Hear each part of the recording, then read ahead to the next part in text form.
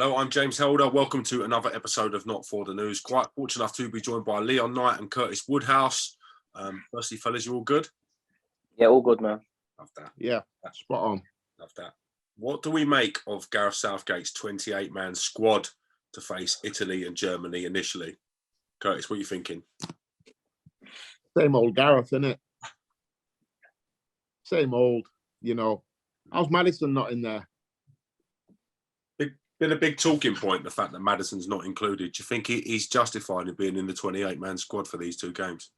Well, I think you look at his numbers so far this season, or even over the last 6 months. There's no excuse to not have him in that squad. You've got players like Mason Mount at the minute, where if you said to him, if you complete 10 passes, I'll give you £20 million, he couldn't do it. He's having a shocker. Every time I watch him, he's struggling like mad.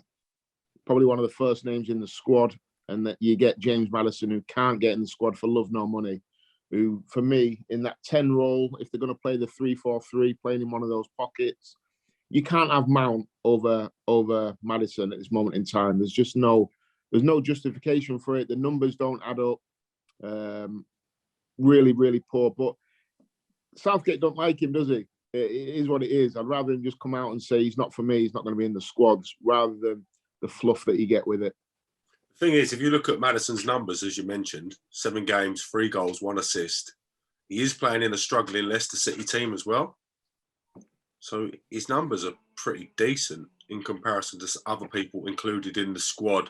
So I can see an argument for Maddison being in. Knighty, what's your take initially on the 28-man squad to face Italy and Germany? Well, it don't look like he's going there to win it, does he? Do you know what I mean? It's just poor, really, I think. If you're playing for Leicester, let's just take it up on the Maddison case. If you're playing for Leicester, like you say, they're struggling. They're not struggling, they're scrambling. Bottom of the league. Yeah? They're getting popped all over the place. Yeah? Nah. Maddison, Tottenham, he scored. I've seen him a couple of times, played well, done his thing. And then you've got a player that's at Chelsea who's doing nothing. Absolutely nothing. Not one thing he's doing. And when I mean that, that's not like I'm exaggerating. He's not doing nothing. And he gets in the side. You've got to look at that as in, okay, it's a Leicester-Chelsea thing. It's the club's thing. Yeah, but don't forget, though, regarding Maddison, he's not just played 7 games this season and done well. For the back half of last season, he was on fire. Yeah. He was on fire. He was arguably the best attacking midfielder in the league and still wasn't getting a sniff. Yeah. He's then carried that form on this season, still not getting a sniff. He's obviously got no chance now of getting in the World Cup squad this late on. So... you look at the way England play, very defensive. They don't really open teams up. So during games in a knockout tournament, they will be looking for that moment of magic. Why not? Why is Maddison not on that plane? It's 0-0. You're 1-0 down. You need somebody to do something. You want to look around and see them Maddison's thinking, yeah, you know what, this guy can get me a goal or he can make something happen. To not have him in the squad for me is shocking. And they will carry and justify Grealish. Now, Maddison has been better than Grealish for the last 6-7 months. Yeah, I'm a big 100%. I'm a big Grealish fan as well, but I can't argue his case. He's not been playing well at all. So Maddison's got to be. He's got to be on the plane. How is he not on the plane? If we're going by performances, Maddison's ahead of Grealish. All day long. I'm with you. And Rashford. If you take away... Lads, if you take away... You know what I don't understand? Sorry. You know what I don't understand? Is unless you've got an elite player that he's having a dip of form, but, Harry Kane, for instance, if he has a dip of form, you're always going to bring him on the plane. Always. Everybody else should be, you know what? It goes on form coming into the World Cup, because you can't just switch it on like that. It don't happen. Yeah. It obviously does go on form sometimes. Look at Ivan Toney. I'm delighted to see he's got a call up, but he's got a call up by playing well for Brentford week in, week out. So if he's getting a call up, why is Maddison not? You know, Maddison's probably going to play off the left or play off the right for England. Same position what Rashford's going to play. Same position what Mason Mount's going to play. Same position Grealish. And he's been better than all of them over the last this season and the back end of last season. So no excuses for me for him not to be on the plane. It can only be personal. It can only be that. 100%. If you take away the price tag of Jack Grealish, 100 million, and you take away the club that Maddison plays for, who's the most in form out of the two of them? Who would come you on! choose at this moment? It's not even a flipping. It's not even up for debate, is it? Grealish scored the other day against Wolves. All right, cool. Bar that, he's done nothing. Yeah, I like I said, I'm a big Grealish fan. I thought when he went to City, he would go like next level and be like an Eden Hazard or something like that. But I mean, listen, you can dress it up all you like. He's flopped so far. Yeah. That transfer has been a flop. You know, they could have got Harry Kane for like 120. Obviously, they've got Haaland now, so they're probably not crying too much. But if they have Harry Kane last year instead of Grealish, they probably win the Champions League. Grealish has been a flop. There's no two ways about it. And I like Jack, but if I'm picking my England 11 right now, he's not in it. He's nowhere near it, Curtis. No, he's not. Nowhere. He's even when you see him at City, he's so predictable. That's the word I'm looking for. There's nothing that you think, oh, I didn't know he was going to do that. That's flipping great. Or, do you know what I mean? He's go down the side, either come back, lay it back, or if he gets the opportunity to get at somebody, he's going to cut back on his right foot and try and whip it in the thing. It's just flipping easy, bro. I can play right back against him. Yeah, it is mad. Now, you know, I know on this show we always talk about like yesteryear and things like that, but you look at Grealish like for £100 million, and then you look at like some of the left wingers from back in the day, like Ginola, John Barnes. You look at Chrissy Waddle. I mean, these guys have got to be worth 300 million. If Grealish easy, you know, they can go both ways, left foot, right foot. It's crazy. The world's gone mad. I mean, I'm not Ryan Giggs' biggest fan, as you might have seen through my Twitter. I think he's probably one of the most overrated players in the history of football. But if Grealish is worth 100 million, Giggs is worth 150 all day long. All day long. He don't even beat anybody. That's the thing. He doesn't. You ain't gonna see him go whoosh. He ain't like Foden. Foden will leave you in your on your heels. Yeah, Foden's quick. And he don't even attempt to beat anybody either. That's the thing. It's like touch. It's all slow. It's all like there's no acceleration. There's no like excitement or whatever. To where I'm thinking like, how did it get to 1 mil, 100 mil? Yeah, how it's crazy, did it get to that? You know at what point did they say you're worth 100 mil? Yeah, it's kind of one of them players. It's a bit of a cock tease, isn't he, Jack Grealish? Where it looks like he's doing really well, but delivers very, very little. It's a cock tease. Poor, man. It's poor. Like he gets in the box, there ain't even like a step over and bam, bam, and then shot off or whatever. It's just touch, try and turn around with the ball, touch, lay back. Oh, dummy to go here. Oh, and I'm just thinking to myself, bro, this is like you're going to. He's gonna go World Cup, 100%. Yeah. Do you think them other right backs from different countries are gonna be putting up with that? No chance. I agree. He don't go past people, does he? He don't do nothing.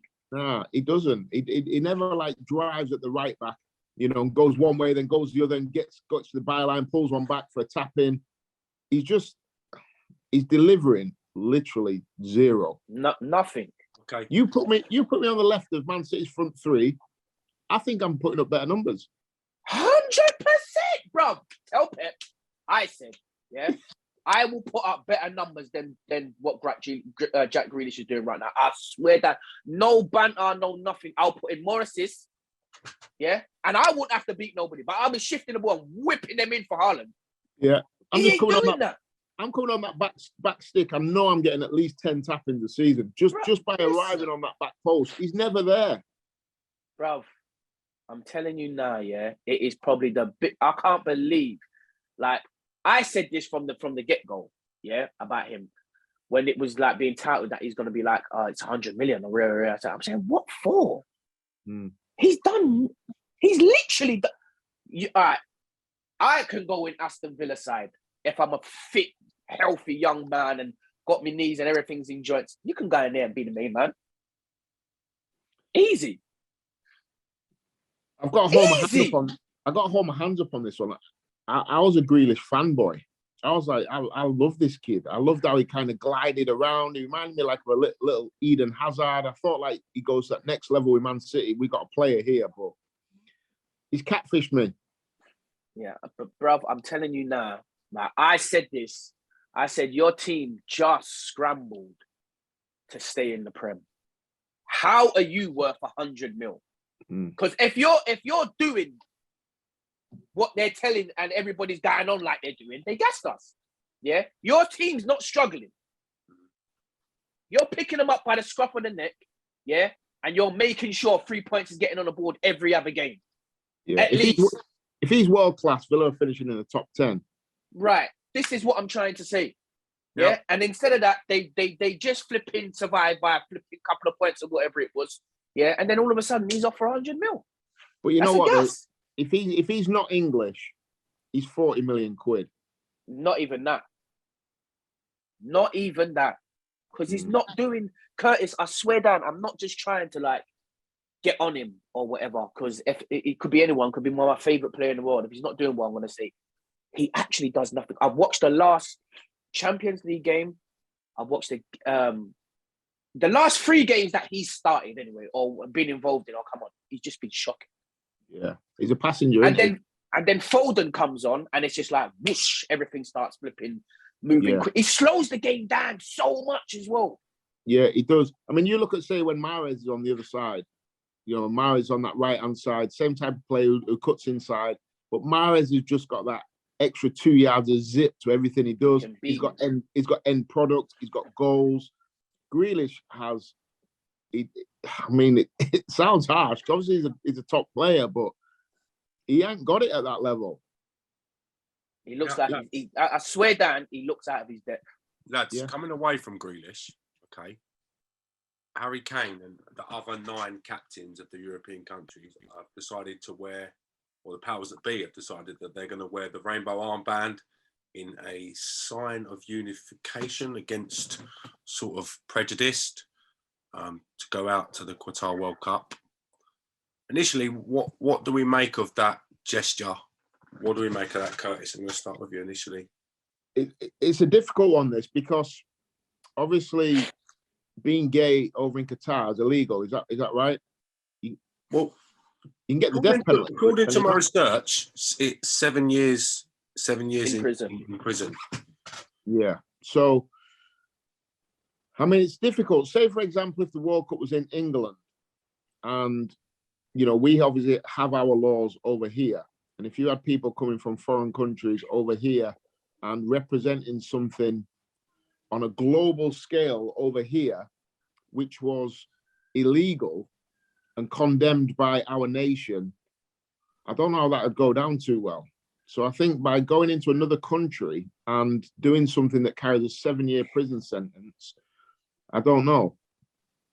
It's a difficult one, isn't it? Because obviously Qatar is one of the only countries that being homosexual is gay, and being homosexual is illegal. And I know we're all against the laws and everything over there. It's crazy. But when you are in another person's land and another person's country, you do need to respect what they've been doing for years and years and years as well. And I think it's a slippery slope once we go down. What if one country believes in, I mean, say for example, a country believes in what we class as paedophilia over here, you know, and the World Cup's in England, and they come and they wanna portray this in our country. How would that go down? So yeah, we've got to be really careful. I'm not sure if it's the right thing or the wrong thing. I think when you're in another man's land, you need to respect their laws a little bit more than what this seems to be. I know that may sound controversial, but I'm just shooting from the hip. You know, if I'm in another person's land or if I'm in another person's house, you know, I respect their family. I respect how they go around about things. Whether I agree or not is kind of irrelevant. I understand that. I understand that opinion. Knighty, what's your honest take on it all? How do you sort of see it?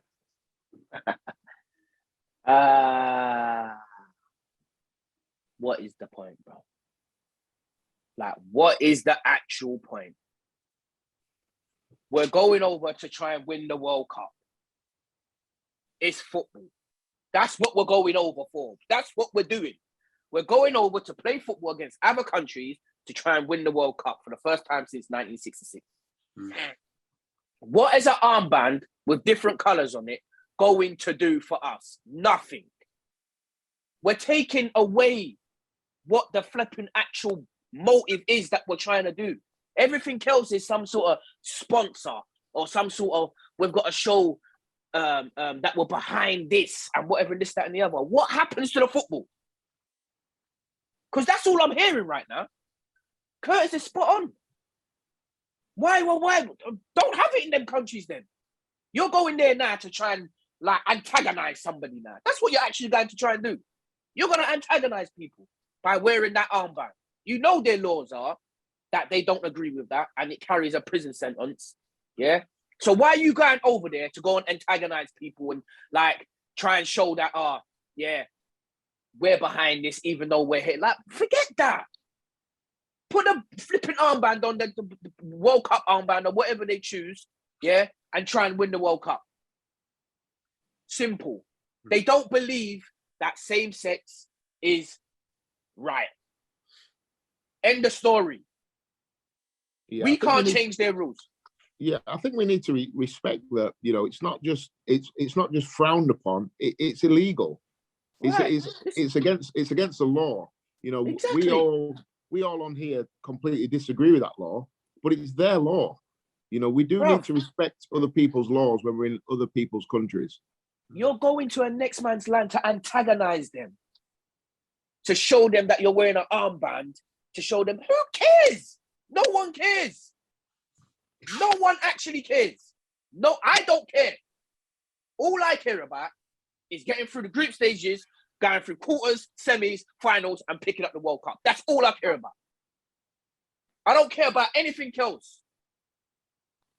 But now, all of a sudden, it's become to a point where people are like, it's just like this whole football thing has become like some sort of next push, and football's being pushed to the side, and everything else is trying to get pushed through. The women's game, let the women them do what they want to do. They won the Euros, cool, no problem. You're elevating. You're doing your thing on your side. Dude, that's what you're meant to do. Yeah? We've got this big-ass World Cup and people are talking about armbands. I think like everything, there's a time and a place. And I don't think the World Cup... I think there's an agenda being pushed. 100%! Without a shadow of a doubt. Without a shadow of a doubt, the agenda there's an agenda being pushed. Why the hell? How many years has there been gay people on this planet? As much as people say, oh, you know, it ain't been accepted, there's still been gays. No one cares. No one actually gives a shit. I don't care. I've got family members that are gay. I don't care. Do you understand what I'm saying? Why do we have to push that? Yeah, same with the Black Lives Matter thing. Why do we have to push that? It's not only this gay. Don't think I'm like being homophobic or whatever. It's the same with the Black Lives Matter thing. Play fucking foot. I want my club to get 3 points every weekend. Yeah, I don't care about sitting on no knee before the game. I can understand the symbolism, okay, and the thought process in taking something that's largely accepted around the world in European countries that's not illegal, is not punished by 7 years or death if you are a citizen of that country, and taking it to a country that is still looked at as illegal, where it's still their treatment of homosexual people is barbaric. I understand that. My question is, why is it being taken through football? And that, I think that's the point that Knight is reacting to with the sort of the cause of an agenda and that like. Do you see this in NFL? Do you see this in American football? I don't. American football too much, Knighty. I can't. I don't see it in tennis too tough. I don't really see it I ain't seen it in cricket. I ain't seen it in, like, if they have, it's very, very, very, very like minor how they're doing it. We ain't seen it. We ain't seen it in boxing. No. Yeah, it's only in football we're seeing this crap. Do you think because football's the biggest platform? The biggest. This is what I'm trying to say. So there's an agenda being pushed. Yeah, and the biggest flipping tournament in the world. Yeah, the biggest tournament in the world. Here's a question. Now we're adding this to it. Here's a question for you. Do you think them armbands are paid promotions? Do you think someone, somewhere, is receiving a sponsorship money for the players of each captain of each European country to wear that armband? Or is it for a belief held by whom? How does if we're going on the whole Black Lives Matter thing, yeah, we have to say that it's a possibility people could be getting paid for it, because people are getting paid for the whole Black Lives Matter movement. It's interesting, isn't it? Yeah, they want us to do this Black Lives Matter thing. It's the same thing. They want us to do this Black Lives Matter thing, but we're in council estates killing each other over postcodes that we don't even own. But then you want this whole Black Lives Matter. It's just, bruv, it's annoying, bruv. Honest to God, it's so annoying, bruv. It's annoying. Racism is big, big business. Big business. There's people making millions of pounds a year out of racism. They ain't in any rush to stop it. No chance. So Turkey's voting for Christmas. Yeah. Back to my initial question. Do you think that this is a paid placement, or do you think it's a paid organisation? So would they have paid for each captain to wear the armband? Well, it's a possibility. We don't know the facts, but it's a big possibility that could be happening. If so, if not, then who chooses the causes for what armband is used? Surely there's been past chances and ideas to use that platform positively from other things. I'm just trying to take it all in. It's annoying. That's all. I'd be shocked. I'd be shocked if it was a paid, people getting paid for it. I'd be shocked, because I just think if it came out that X player was getting paid, not the player directly, but the governing body of football. I don't think a player could have any say on what armband or what cause the team supports, whether they believe in it or disbelieve in it. If an organisation is getting paid, then it opens up a big, big can of worms. Well, interestingly enough, this leads on to our next talking point. The French Football Federation are obviously still got their beef with Kylian Mbappe, stretching back from when he wouldn't do the team photo last season. He's now refused to take part in any PR regarding photos for the World Cup with the team, rightly or wrongly. Before I make you both comment on it, just want you to know why his reasons are for doing that. Okay, his team or him are saying that they don't want his image used for betting companies or fast food restaurants or anything that goes along with the French FA's way they would use the imagery of their team. As you can imagine, they're a big star. Rightly or wrongly, what are your thoughts on this? And I'm going to go initially to Curtis on this one. My thoughts on players owning their own rights. I think every player should, because for too long, the football clubs have hoard players out, made thousands and thousands, millions off the back of them, not giving them a cut of it. And I think the player is the product. So I think they should always be in control of their rights and where it goes and where it doesn't go. So, yeah, I think he's doing the right thing. Right. That's the way, it's big business now, isn't it, football? You know, people are using him. So he's just saying, you ain't using me. I'm going to be in control of my own destiny. I'm going to be in control of where my face is put. And you ain't making any money out of me by putting me on William Hill brand or anything like that. I'm going to take control of it. Not as if he needs the money or anything like that, but I just think it's a power move from him, isn't it? He's taking control of his career. Fair play to him. More should do it. I rate it. But the difference with him, he's got the power to do it. Yeah. Other players ain't really got the power to do that. This is do you understand what I'm saying? When you play for your nation and you have your team photo, it's an honour to play for that nation. Are you right? It's gone past that. What I'm trying to say is, are you right in saying to your nation that they can't monetize from that photo? So that money goes back into maybe grassroots football, to Le Fontaine in France, to what would be, I guess, the training academies and excellence centres around the country. Are you but maybe taking away from? Are you not detracting and taking away money from the system that's brought you through? That's the question that I'm getting at. Yeah, but is the money going there? Well, it must have. It must be at some point. It must trickle must be like, maybe they know they ain't going there. So this is why people are taking stands. So where's the money going? Oh, we don't know. All right, cool. Well, you're not putting my face on anything then. They've still got Le Fontaine in their academy. We haven't got Lillyshaw. So obviously their money's still going somewhere. They're producing elite player after elite player after elite player. You're a product of the Grealish system. I'm just saying. Yeah, I rate the move that he's done. Yeah, because even you put it down to us, Curtis, and they have us on Championship Manager. Yeah, they have us on all of this FIFA back in the day. Yeah, they have us on all of this, and they've got no consent. They're earning millions. Championship Manager has probably earned over a couple of billion. Easy.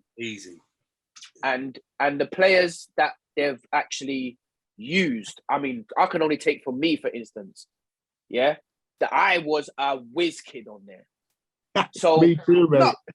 I was so good. You're both pretty decent, to be fair. I was unreal, but a problem.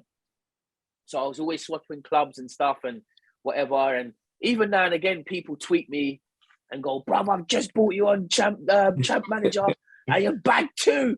We were 2-1 down. You're bad too." And like going on, and I'm just thinking, oh, that's good. Like, but when you look at it now, that what Kylian Mbappe is doing, when you look at it now, and you're thinking, these brothers actually hoard me out.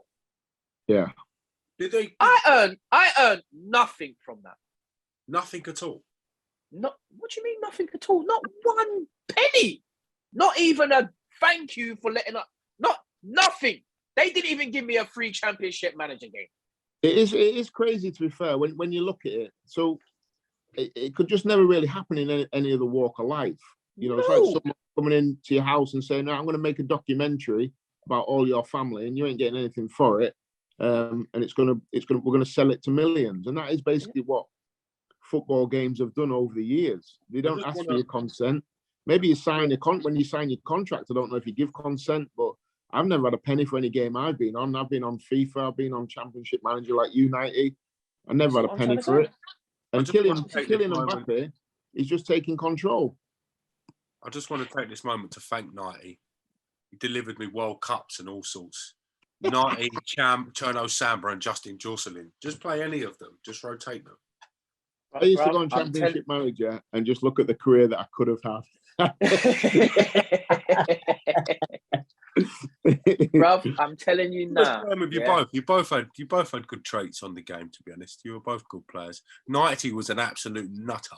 You had to know how to handle him. Do you mean? You had to know how to. Knighty had acceleration 18 on it. I remember that. 100%. Finishing 16. Knighty was quick. I'm young. You know what, though? I must admit, I must say, so one of the guys who invented the game or made the game, we follow each other on Twitter, and every year they send me the game out for free.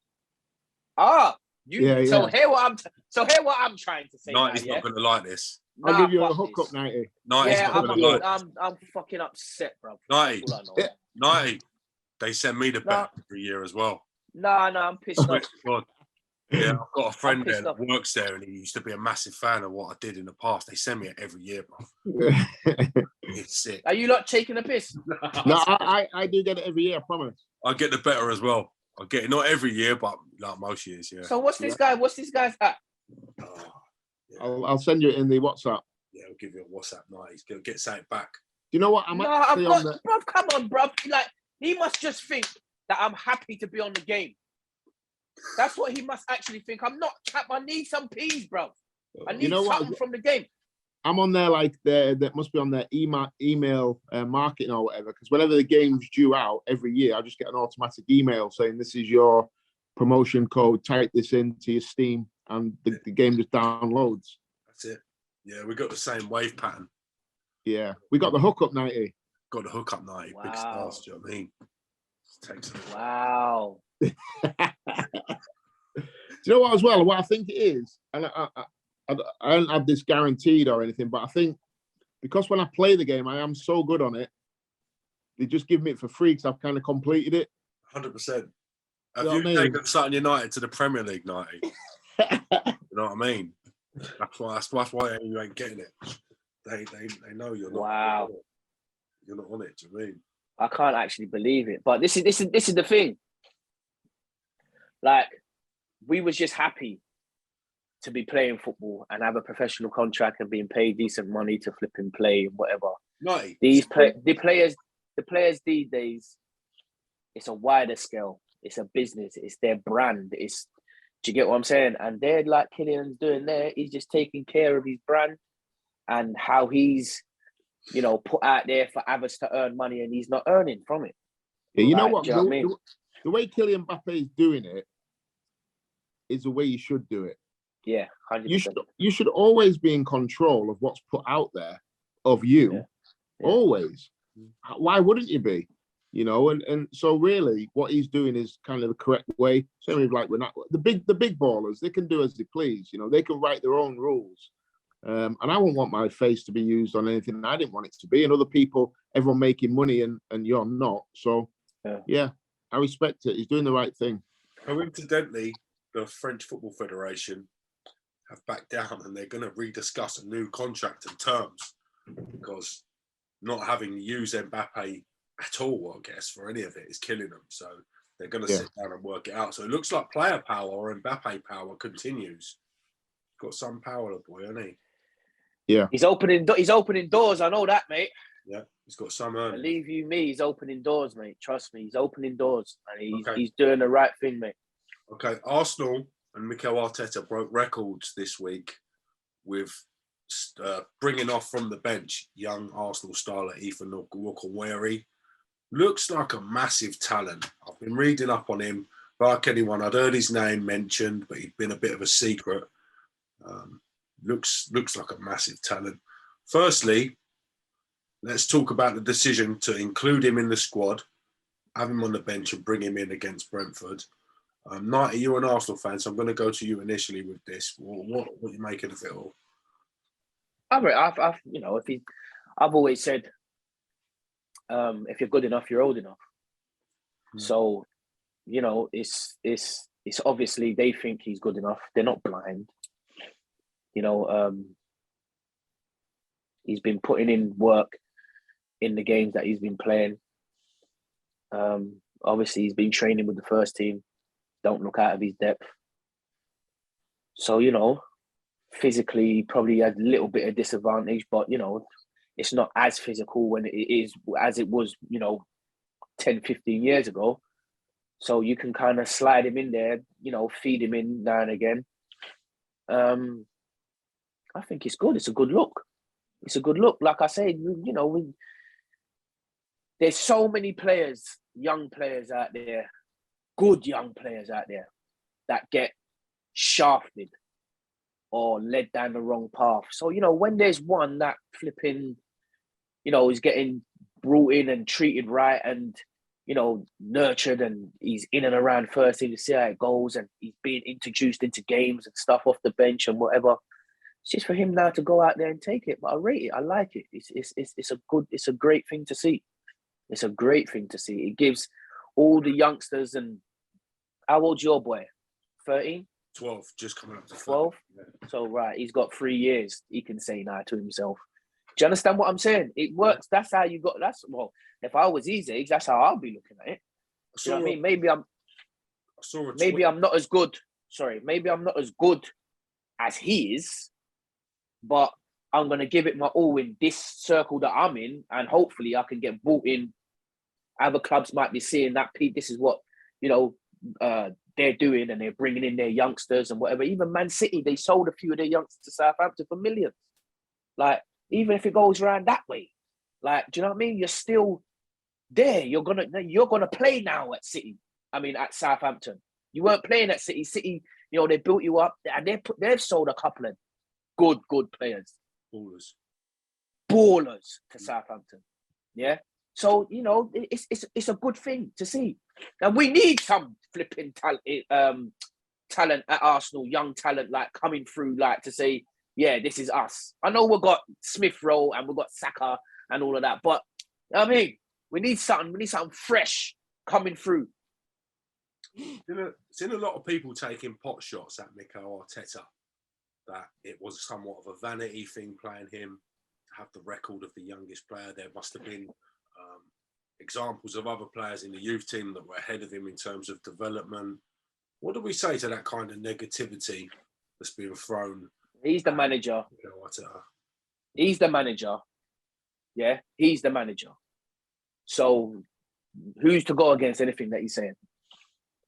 Arsene Wenger was doing the same kind of same thing as well, bringing in youngsters from like other countries like Cesc Fabregas and Nicolas Anelka and all of this and whatever. Do you know what I mean? Do you know how good this kid must be just to be training with the first team at 15? This kid must be special. Otherwise, the lads wouldn't have him. They'd be like, who is this dickhead you brought over? Yeah. So this kid must be good. I was never on the Arteta train, but, week by week, I'm just taking a little step. I'm just taking a little step towards it, but I rate it. I love it. I loved it when he came on. I was, Mikel, take it back, brother. But yeah, you know what? I like it, and I like what you said earlier about the young kids coming through. They will see this kid and be like, he can end up being the hero for the 12, 13-year-olds, and he can open that pathway and that gateway. And I love the saying, each one teach one. People will be able to look at him and say, yeah, he can do it, I can do it. I rate it, and there's no negatives in my eyes. No. The top of the league, the 3-0 up or whatever it is, bring him on. And a moment he'll never, ever, ever forget. And hopefully it'll catapult him now to great things. But I loved it. I was buzzing. I felt quite emotional watching him come on. And I was like, poor, yeah, 15 and he's coming on. It won't have been that long ago that he was sat at home during COVID, as probably a 12-year-old kid not knowing what the hell's going on in life. And then in the blink of an eye, he's making his first team debut for Arsenal Football Club. Unbelievable. Wow. Interesting you mentioned that. I saw the best tweet, okay, and it's along the lines of what Curtis said. At 12, at the start of COVID, he was exactly 12. So he's like my lad's age. Imagine the process and the uncertainty during that period for young footballers. Yeah. He just excelled. He's just had his head down. He's just grafted, whether it be on his own or whatever the case may be. He's put the hard work in what has probably been the toughest period for young footballers to maintain consistency. Yeah. I'm well excited. When you're young as well, all that uncertainty is quite worrying. Yes, yeah. You don't know what's happening. Yeah, and who knows, the people around him that might have lost their lives, or people he knew lost their lives to COVID. He was probably scared, worried, anxious. My daughter's 16, so she'll have been a similar age. It was a real worrying time for him. So to see somebody come through and flourish, and like I said, under the hardest circumstances, probably. Yeah, when I seen him come on, I was like, "Cool." I got a little, that little tickle you get in your chest. I felt like I was a bit emotional. I was like, "Yeah." Respect. But this is what I'm to back off on what Curtis is saying is when you're saying is he taking a little bit of, he wants a little bit of a credit and whatever for bringing on the youngest player and all that. Training, you see him. Yeah. So like Curtis is saying, he would have to be unreal. Completely. Did some research, okay? Did some research. He is No. Did some research. His first, basically, you know what it is. You know when Wayne Rooney first burst on the scene, or Michael Owen, these stories start appearing, don't they? But listen. And this and that. Well, his stories, this story about Ethan Nukwaheri, were already out before this. Okay, there was a lot of people talking about how good he is. He's been known within the academy. His progress and progression has been incredible. He's been playing a few pre-season friendlies and stuff. But no one expected him. No one expected him to get minutes. What an achievement. What's his nationality? He's English, isn't he? He's English. I don't know. Yeah. Right. So it's all right doing the write-ups and everything, but Curtis will tell you when a youngster comes in and he's thrown into a training session and you're doing keep ball or you're doing a shooting session or like a build-up of play session and you've got to, that's when you see who he is. So he must be actually really, really, really, really, really good. He has to be the real deal. He has to be, because you know what, the manager doesn't judge players when they come over. The manager doesn't. The players do. So exactly. The players are like, Gaffer, get this kid off back with the under 15s. Yeah. Or the players are like, shit, we've got one here. Yeah. It is. So that this kid must be the real deal. Otherwise, he wouldn't be training with them at such a young age. And for him to make his debut, he must have been training regular with them. He's not just dipped in one Friday afternoon. Thank you. For an 11v11. Thank you. He's been with them. I bet he's been with them a good couple of months. Months. He would have been there months on end, like working and he's up to pace. Yeah. With what he's training with. At 15. At 15. I mean, listen, I was nowhere near Sheffield United's first team at 15. And that's Sheffield United. This is Arsenal. Top of the league. All right, relax. Top of the league. Yeah. Flying. Yeah, but what position does he play? I know he came on and he was running around. He's an attacking midfielder. So like a little number 10 type, or like a wide forward, or? No, more in a central role. He's playing an 8, I reckon. Really? Yeah. I mean, again, to come on in the middle of the park as well, at 15, that is, I'm excited about this kid. Yeah, it's not easy mixing with grown professionals. I remember the story Armand Traore told us about Jens Lehmann. Honestly wanting to kill him and telling the gaffer to send him back. So it's not easy as a young kid to earn the respect of these top level professionals week in, week out. But you know what earns respect very quickly is talent. Yeah, it's talent. I'll give you a little story. I got we was training. I got pulled over. I must have been about 16, and I got pulled over to Stamford Bridge. Was training. So I said my name was on, like we had a board as you was leaving the training ground, and if you was in the squad, your name would be on the board, obviously. So my name weren't on the board. Not expecting it to be, so I walked out, whatever. And then I've got a phone call. You got to go down. I'm halfway home. Get to Stamford Bridge. So I'm like, fucking hell, what do you mean, like? Yep, get to Stamford Bridge tomorrow. You're training and all that with the first team. So I'm like, all right, cool. Get there now. And like Curtis is saying, how old are you, 90? How old are you at this point? I've just come back from Lillishall, I think, so I was about 16. And we was doing 1v1s in the box. And at this time, there was Frank LeBooth, Celestine Babiero. Who else was there? Fucking hell, there was loads. John Terry. And then it was like me going up against John Terry. 1v1, and then the goalkeeper, you got to score. And you could see from the defenders each side of the goal. So it's the full 18-yard box. the forwards was on the edge of the 18-yard box and the defenders was each side of the goal. The ball's rolled in, Tia, and now you've got an attack. You've got to beat them. They've got to defend, obviously. And I always knew I was a good attacker and I had good feet and that and whatever and this, that, and the other. But obviously, you can tell who you was coming up against, and I knew I was coming up against Terry. And I was just thinking, fuck, I'm going to get lifted here. But anyway, fuck it. Let's just go for it. Bruv, I turned his arsehole through his belly, out through his mouth, pull it back down in his mouth and out through his belly again. And if he hears this, he will say, no, he did. And that's when and everybody started saying, rah, who is this, bro, here? Because obviously Terry's the biggest thing coming out of Chelsea at this point. And bruv, I had him sliding over this way. I had him sliding over that way. And in the end, I was not taking the piss, but I was enjoying it. So I didn't even really want to finish. But in the end, I finished.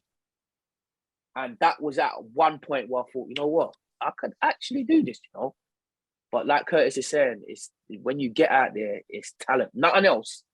You can do as much hard work as you want.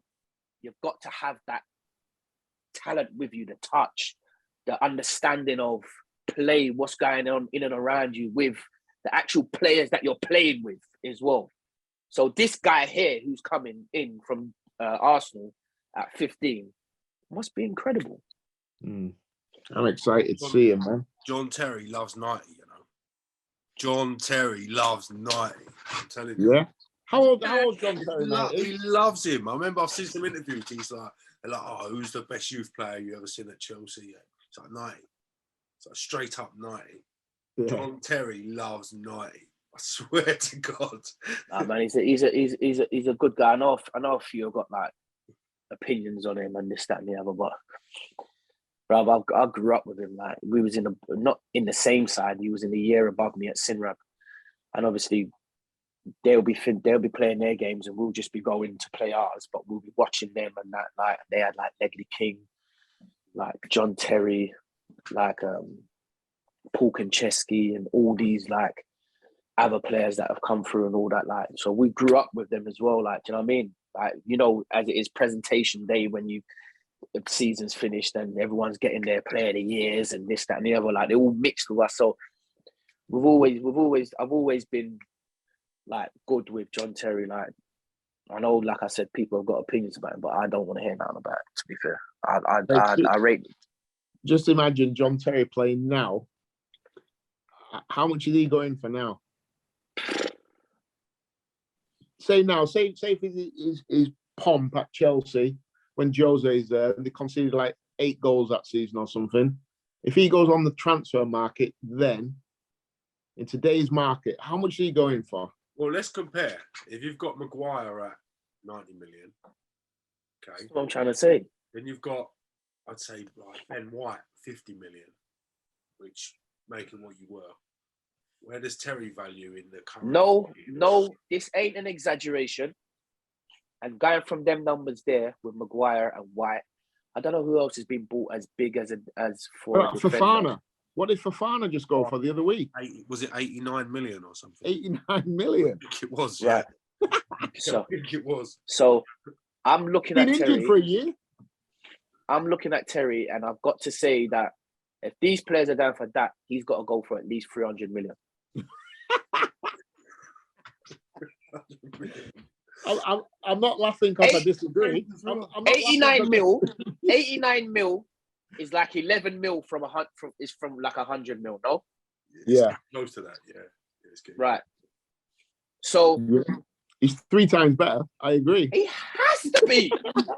He has to be. Wow. It's crazy, isn't it? So John Terry would be the same price as a lower league club, maybe more. Yeah. Who do you think? Who do you think's the best defender out of that generation of Sol Campbell, Rio, John Terry? They're probably the 3 top. Ledley King. Are you asking me or not? But just anyone, everyone. I'm going to go. Who's the number one? It's very tough. It's very tough. I'm going to go very closely between John Terry and Rio Ferdinand, more edging towards Rio Ferdinand. And I think Ledley misses out because of his his severity of his injuries and the ability not to reach the level he could have done. The fact he played how he did and for so long shows you how good of a player he actually was. But I think on consistency, on everything, for me, Rio Ferdinand was probably the top tier. Don't know. I'll go Terry then Rio.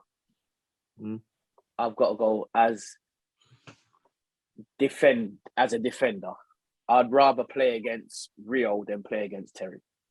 If I'm a forward, How crazy is it when you look at the old England teams and we had a back four like Gary Neville, Ashley Cole left back, and then Terry and Rio at centre half with Seaman in net. And I'm like, how are we not winning anything? Yeah. Then you got Gerrard, Scholes, Owen, Rooney. What is going on? The golden generation thing again, isn't it? How many, I know we always harp on about it on this program, but how many of that England squad today get in that squad that, let's say, Glenn Hoddle had? So if you're picking the World Cup squad now, how many of that squad get in this squad? Harry Kane? Kane, instead of Shearer, Owen? It's a tough What, a peak Owen? How old was Owen there? Was that 18, 19? 78-year-old Owen was a problem. 98 way down the Argentina thing. Yeah. That was Glenn Hoddle, wasn't it? No. Kane can't even get in. That's what I'm saying. So I'm like, Kane can't even get in. Because after Kane, you got man like Robbie Fowler. After Owen and Shearer, you got like Robbie Fowler. Sheringham. You forgetting Sheringham? You got Sheringham. You got Wright. You've got all of these other men who can tuck differently. Les Ferdinand. Every man that can tuck differently. So the forward. Shut up, James. Who did he say? Stan Collingwood. The forward, like, no, he's a player, but we're not talking like. I'm taking Harry Kane over Stan Collingwood. Yeah.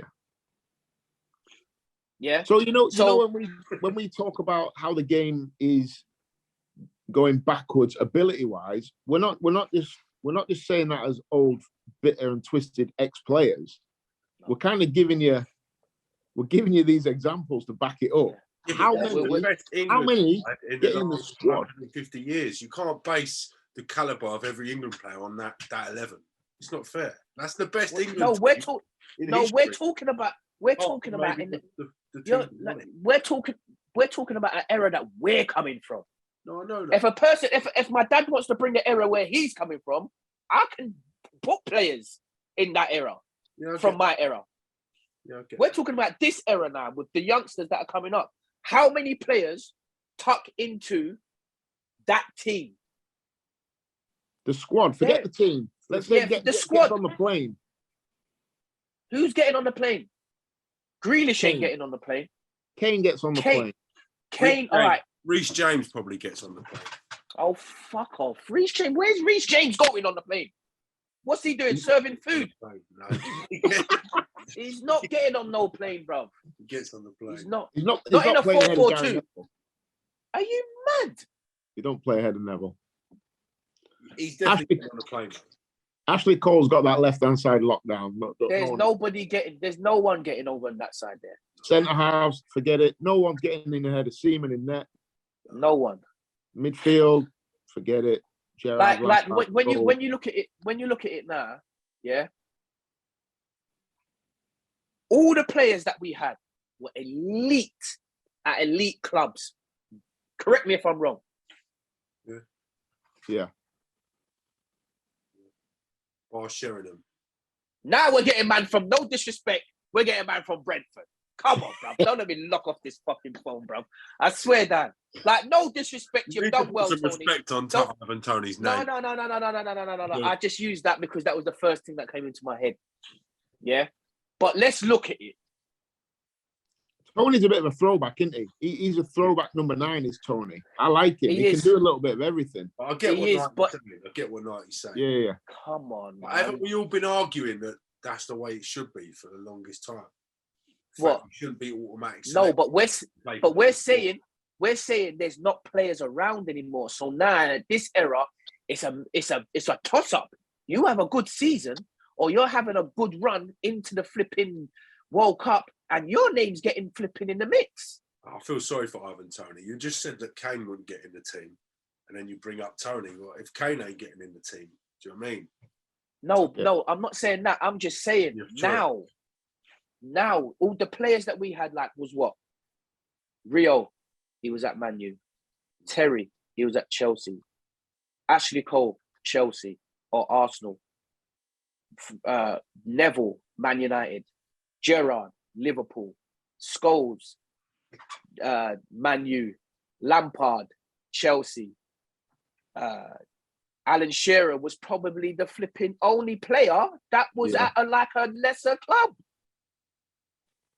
Owen, Liverpool. Sheringham, Man U. The whole squad, bruv. They was at elite clubs. Now we're talking about Maddison from Leicester, who's bottom of the league, having to be in the side. Imagine. You know what? It's a good point. When was the last time England picked a squad with anybody in it that was in the bottom of the league or the Premier League, that was at the bottom of the league, or even in the bottom three? Talk to me. Interesting. Do you think that way of thinking is what's cost Maddison his spot? No, I just don't think Southgate likes him. I said it beforehand, yeah. But he didn't pick him last year, and they weren't bottom last year, and he didn't pick him, and he was in better form last year than he is this year. I said it's the club thing, but Curtis then said Tony's got in and he's from Brentford, so you've got to look at it like could be a personal thing. 100% personal. Look at the striker options. Tony as well has been in form. They're not bottom of the league. So it makes There's no good strikers, though, is there? You know, you look around now. We just rattled 6 or 7 off there. We've probably forgotten another 10. Yeah. You know, you look at the centre forwards around now, and I think maybe because the game has changed and it's more about wide forwards now than actual number 9s. But you look at the number 9. England always used to have number 9s, always. Yes. Now, who we got? Tony, Kane, Tony, Dominic Calvert-Lewin. Oh, fucking hell. And that is stretching it as well. Who we? the game Alan that body type or striker obsolete.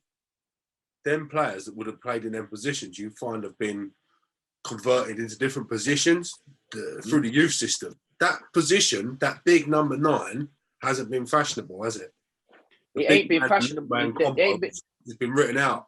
But now you see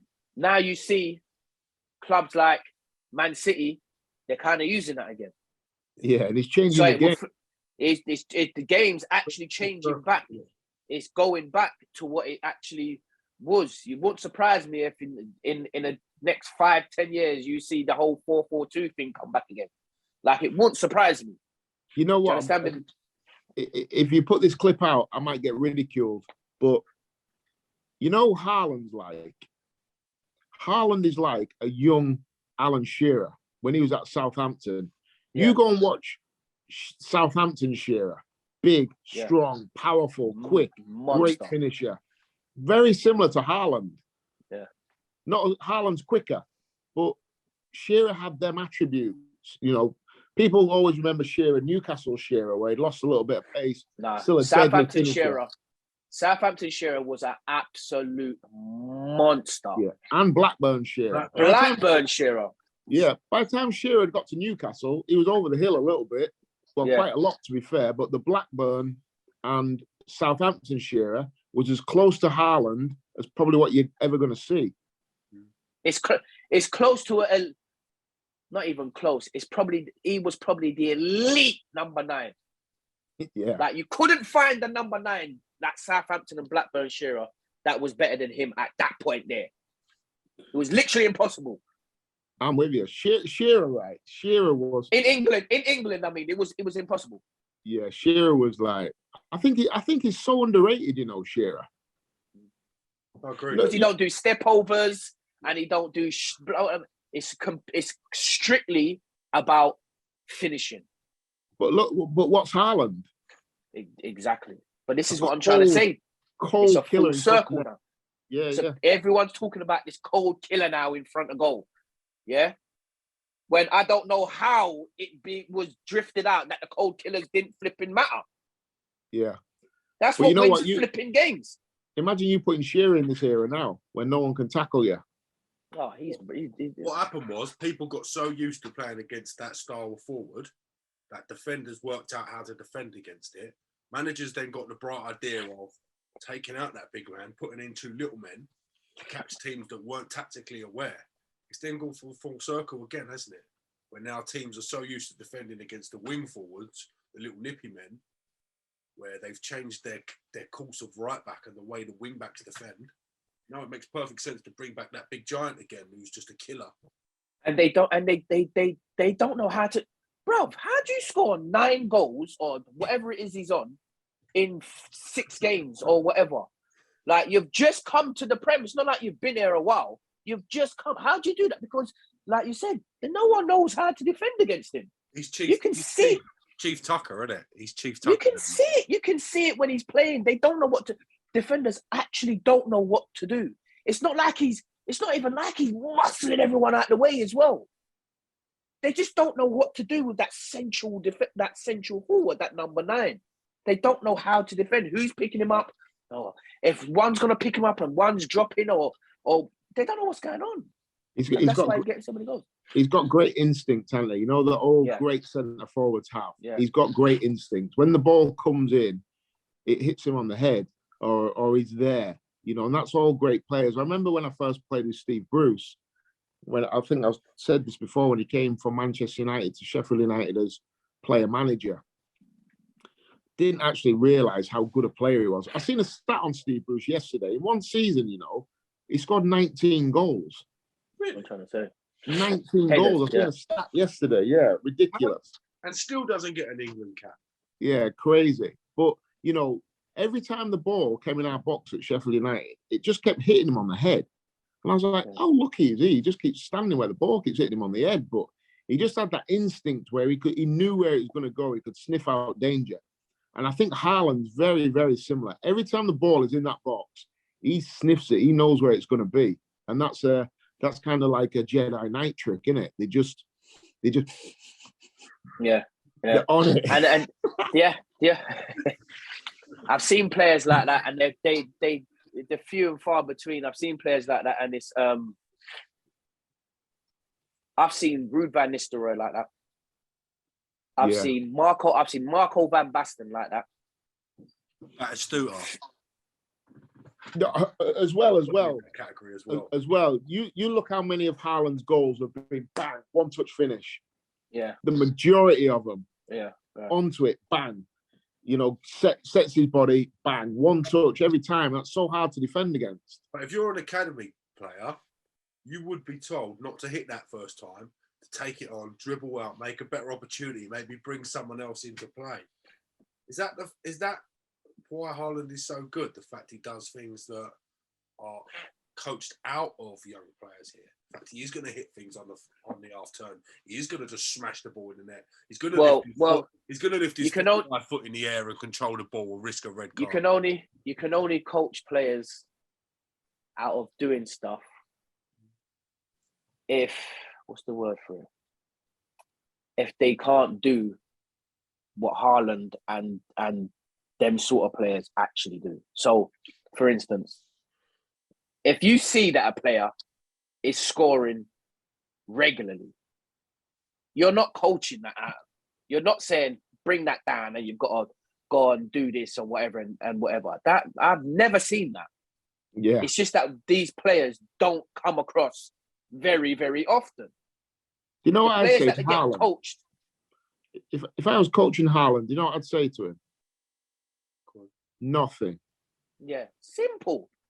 I'd just let him be natural and just he sniffs it out. I don't. What he's got isn't really coached. Obviously, he knows what runs to make, but he's got that instinct where he just knows where to be. Just leave him alone.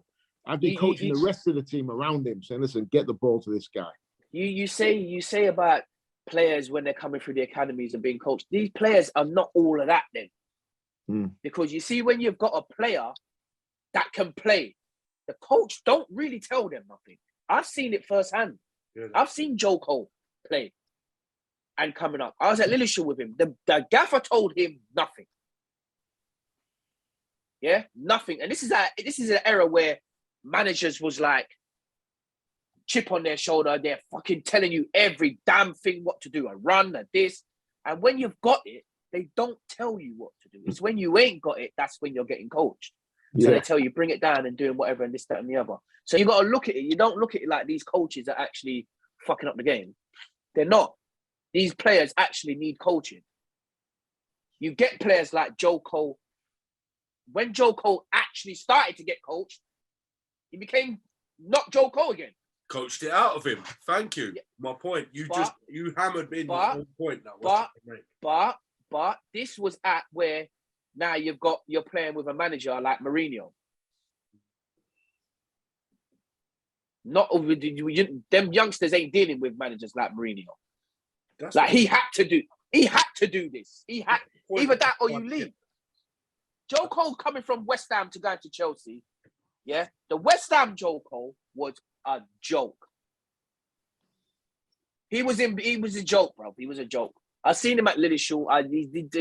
He was just a flipping phenomenon. He was a joke, yeah. And then you've got now. You obviously know Mourinho's got a structure that he plays and whatever, and this, that, and the other. And Joe Cole just fell into that kind of line, whatever. But coming up, there ain't no coaching out of it. You're playing how you're playing. End of story. Yeah? And they say if you're not all of that, that's when you start getting coached. I'm not saying that you're not a good player, but, you know, if you ain't got that eliteness in you, you're going to get coached. And Haaland's got the eliteness as in finishing, like Curtis is saying. We're not telling him nothing. I'm sure Pep's been on TV and they've said, you know, what do you, whatever, and he just says, you know, we just let him... And I'm sure he done something like that. Like to say, you know, do his thing. Like, do you get what I'm saying? And that's what he does. He goes off instinct, doesn't he? A lot of it, you can see it's instinct. He just knows. Some people just get it. Like Knight said, you don't need to. The better players you are, the less you need to be told. The worse you are, the more you need coaching, drilling it into you. Repetition. Yeah. So it becomes habit. But some people, they just get it. Haaland's got it. Is there a concern he may be targeted by defenders in the league with the added physicality of things being let go in the season? Because he can't keep on destroying teams and people are going to. Yeah, but he's Man City. It's not just him they've got to worry about. Do you understand what I'm saying? Of course. All right, he's scoring goals and this, that, and the other, but the team's elite. The football they play is elite. They got Kevin De Bruyne behind orchestrating things, and Silva and Foden, and they've like Cancelo or whatever his name is. They've got players behind them orchestrating everything. It's not just him. Remember, they did have a striker. They were taking a piss and playing flipping Foden up front and stuff, and still, bar the Champions League, they're still just brushing everybody off. You know what? Because the team is so good, he doesn't need to waste his time getting involved in the build-up. He's got 7 or 8 others that can build the play up. He just needs to be where he's going to finish it off. And that, you know, he can conserve energy. You know, he doesn't need to be sprinting there and everywhere. Doesn't need to be holding it up, flicking it up. Just sniff it out. Just be where you need to be to get the goals. The only thing that I would say that could become a problem is that he is taking all the headlines. I don't know whether it is, I'm telling you, because it's a thing within football clubs, mate. Egos and who's getting the headlines and who's, you know, being recognized for certain things and whatever. If they keep doing what they're doing and he keeps scoring them goals, what he's doing. Some players might like. I know what you're saying, but I'm just going off of getting less stick, isn't he? Obviously, if Haaland's taking up the inches, do you know what I mean? Yeah, but Grealish has got to start putting in performances.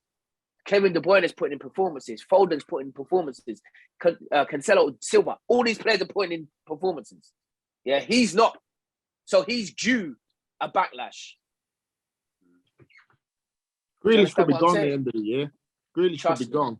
Pep rates him though. Pep likes him, doesn't he? Nah, he doesn't want to admit the fact. Don't get it twisted. Pep is coming from eliteness. He knows. He knows. Don't ever get it twisted. You now ask him, who would you rather keep, Foden or Grealish? Who do you think he's saying? I think with Grealish as well, Pep's backed into a corner a little bit because he has paid 100 million for him. So to get rid of him, Thank you, Curtis. to get rid of him, you kind of have to say, got it wrong. Thank you, Curtis. Yeah. So he believes everything he sees on a flipping media. Yeah, if he'd not paid 100 million for him, I'd probably think he could be gone at Christmas in that transfer window. After the World Cup, they could move him on. I think the only thing that's keeping Grealish at Man City is that 100 million price tag. If Mahrez was playing like Grealish, Mahrez is gone. Yeah, 100%.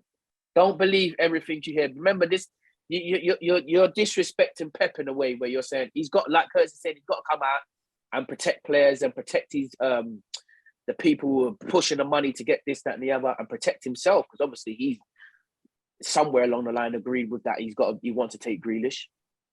Yeah.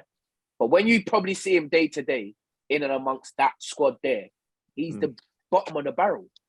Yeah, Pep's not daft. Like Knight said, he's been around elite his whole life. He'll know. Ronaldinho, Eto'o, Messi, Iniesta, Xavi, Deco, and you're trying to tell me that he's saying, "Oh yeah, I really like Grealish, bro." Don't let me. I tell you, I will put down the phone. I bet one week in to Grealish being at City, Pep was like, "Have we kept the receipt for this guy?" Because we might need to return him, bro. I'm telling you, because right now, I'm telling you, bro, you can't remember. And then Pep went to flipping Bayern, eliteness again. Robin.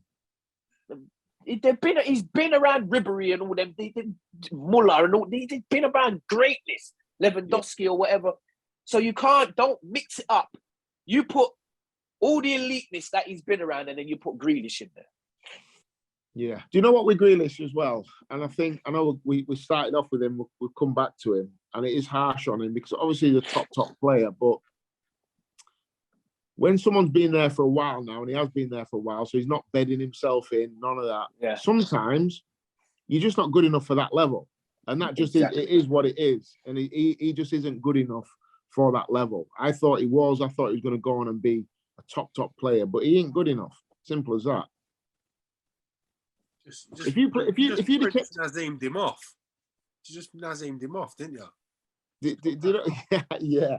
Well, you know what? If he'd have kept, say, Jesus and played Jesus on that left of the three instead of Grealish, do you think Jesus would be sat here with one goal and one assist 7 games into the season if he'd have played as many games as Grealish? No way. I tell you one fuck up on both parties. Them letting go Sterling and Sterling actually saying, yeah, I'll go to Chelsea. Yeah. You keep Sterling in that side, and things are just that side there with Haaland, and then Foden, Sterling, them two wizards down there. Then you got De Bruyne in, you got Silva in there, and then you got flipping Cancelo and all these players, bro. It would have been really, really difficult to keep them not winning the league by like January. But again, if they hadn't have brought Grealish for 100 million, they don't get rid of Sterling. They get rid of Grealish and they keep Sterling. Yeah. But the kind of the tide with that 100 million, they can't let it seem to be the flop that it is. Yeah, because why are you getting rid of Sterling? In reality, why are you getting rid of him? Yeah. Sterling's better than Grealish. 100%. Yeah. Million Why are you getting rid of Sterling? Why are you getting rid of him? Like, tell me the reason. I'm almost certain he didn't want to go. You don't say you want to leave Man City and go to Chelsea. Yeah. And you know what? If you're having Sterling, you don't go and sign Grealish anyway. Right. Strange one. Sterling one's a strange one. Yeah, very, very strange. Sterling obviously wanted guarantees that he's going to be the main man. That 100 million price tag comes into it again. Yeah. He's got the answers he wanted. He's departed. You can understand why he would want to move to London lifestyle of a player at Chelsea. But with the success he's had at City since joining them from Liverpool, it is a weird one. The success, it don't make like, he must be down to a real culture shock down there. Because he's coming from where he's coming from. I mean, listen, Chelsea in the past have been elite. Don't get it twisted. That Mourinho side and Conte and whatever and this, that, and that, they were flipping unbelievable. But it's kind of dipped.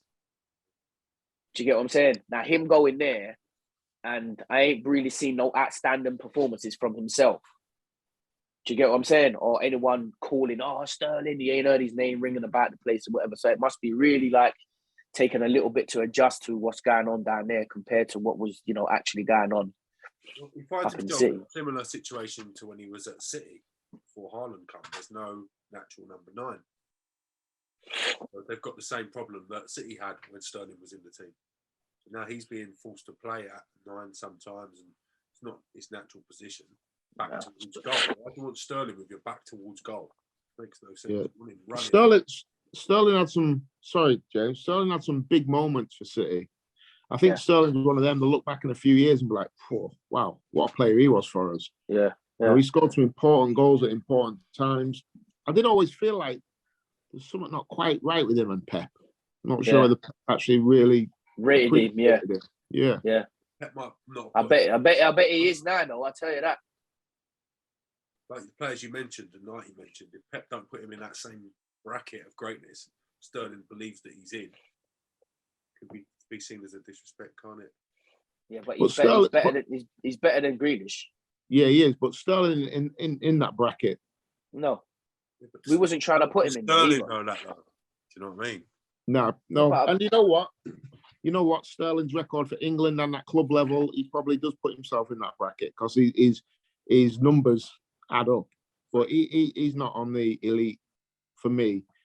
I don't think Sterling's a world-class player. No. I think he's very good. Yeah, very, very good.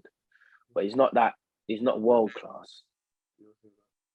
All right, when we're putting on world-class, what we saying, Messi, Ronaldo, like that sort of, what is that world-class we're talking I think about? I don't think they're in a bracket now. They're in a bracket of their own. I think they're like, when them two are putting up the numbers, they're in a whole different bracket. I look at like world class, like when Hazard was at Chelsea, when you have Robben, Ribery for a couple of seasons, Lewandowski, and Sterling ain't even in Robben and all that class. No. So he's not world class. So he's very good. Yeah, I think Pep had Sterling about right. A really, really, really good squad player. Dip in and out, probably start 25 games a season and come off the bench 20 times a season. I think for me, in that City level of player that they've got, that's where Sterling fits in. But I think Sterling wanted more than that. No, but I would have took that. He's miscalculated that if it's on his behalf as well. He's miscalculated that. He's misjudged that badly, man. Flipping hell. Like, you take that all day long. Yeah. Gentlemen, it's always been a pleasure. It's been a great pleasure to discuss everything with you. I look forward to seeing how England fare against Italy on the San Siro and then against Germany. I'm not even bothered about the game. Are you bothered about the game? I'm bothered. I want to see who's going on the plane. I want to see the last cases stated. I want to see. I'm not bothered about the World Cup. It's just all a bit of like. I don't think it will detract from the football. End of the day, we're getting the World Cup. Whether it's in the desert, in the middle of the season, it's irrelevant now. Yeah, but it's not the same. The World Cup, mate. I'm not even feeling the World Cup. No, I said this. I'm not feeling anything. It's because it's not at the end of the season with the summer and it's got that nice feel. None of us like change, but we all have to adapt. Okay, what we're going to do? Listen, we've adapted plenty of times. Don't get it twisted. But when you're on a fucking school run and there's a fucking kickoff and flipping. You know what I mean? It weren't good when the Brazil one was on, was it? When we had to rush to watch games at weird times and that. Well, listen, I tell you, I almost forgot. Ecuador, faced being kicked out of the World Cup. As one of their players, Byron Castillo, has admitted on tape to not actually be an Ecuadorian. From Colombia.